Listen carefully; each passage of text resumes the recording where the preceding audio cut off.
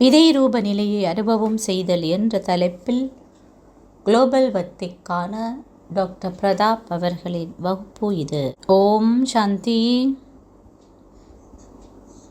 நாங்கள் அனைவரும் அழிக்கப்பட முடியாத ஆத்மாக்கள்.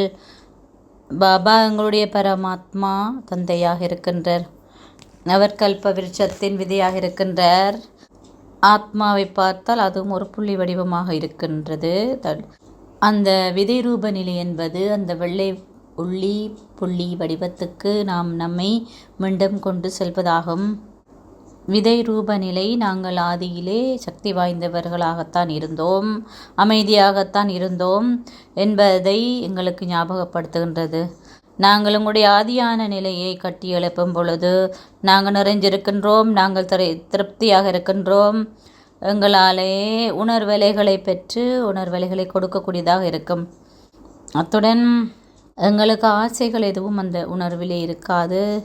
ஆசைகள் நிறைவடையும் பொழுது அல்லது இல்லாமல் இருக்கும் பொழுதே நிறைவு வருகின்றது. சத்திய யுகத்தில் எந்த விதமான ஆசைகளும் இல்லை என்று தான் பாபா சொல்கின்றார். விதை ரூப நிலையில் இருக்கும் பொழுது எங்களாலே சக்தி வாய்ந்த உணர்வலைகளை பரப்பிக் கொண்டிருக்க முடியும். அத்துடன் எங்களாலே உணர்வலைகளை பிடித்து கொள்ளவும் முடியும். பிரம்ம பாபாவுடைய கதையை பற்றி ஒன்று சொல்ல விரும்புகின்றேன். நாங்கள் பிரம்ம பாபாவுக்கு முன்னால் யாராவது நிறைந்த கேள்விகளுடன் சென்றால் அவரை சந்தித்த கணத்திலேயே அவர்களுடைய அனைத்து கேள்விகளும் முடிவுக்கு வந்துவிடும். என்னுடைய அவருடைய பிரசன்னம் ரொம்ப சக்தி வாய்ந்ததாக இருந்தது. பாபா 20 நிமிஷம் அல்லது 30 நிமிஷம் குழந்தைகள் சொல்வதை கேட்பார். பாபா அதனுடைய சாரம்சத்தை ஒரு குறுகிய நிமிடத்திலேயே புரிஞ்சு கொள்ளக்கூடிய மாதிரி இருக்கும். விதை ரூபம் என்பது அன்பு நிறைந்த நிலை. அன்பிருந்தால் நாங்கள் அதில் நுழைந்திருக்கின்றோம், அதில் தொலைந்திருக்கின்றோம்.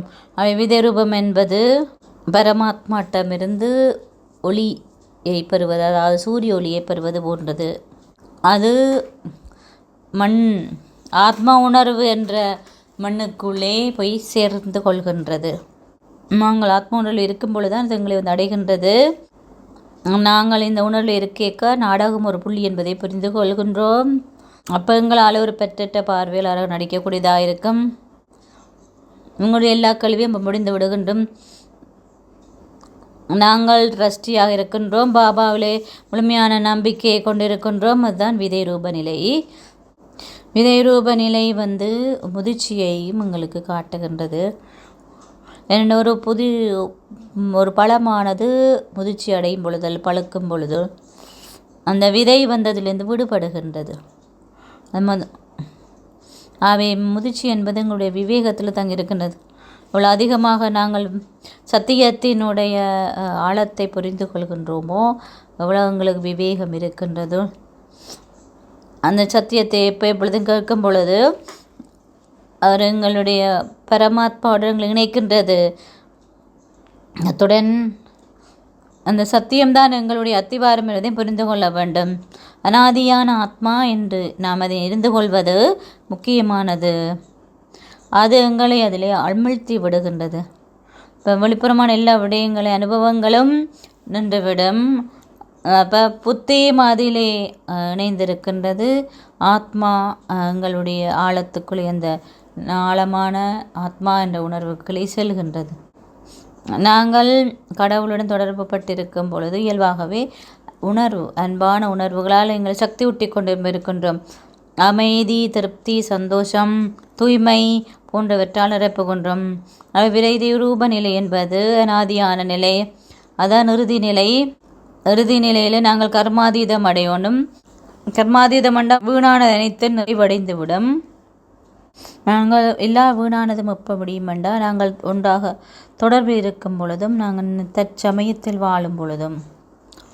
ஆகவே இந்த விதை ரூபத்தை அனுபவம் செய்வது என்பது ஒரு கடினமான விடயமில்லை என்று நான் நினைக்கின்றேன்.